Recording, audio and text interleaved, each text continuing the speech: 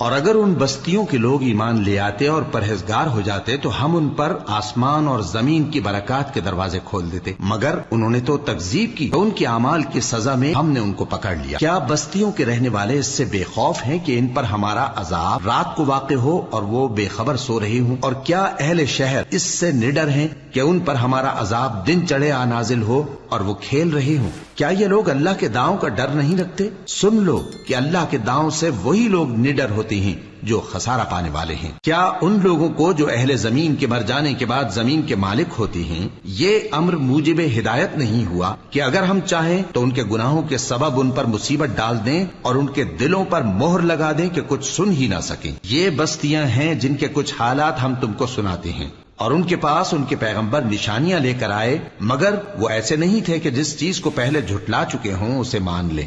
اسی طرح اللہ کافروں کے دلوں پر مہر لگا دیتا ہے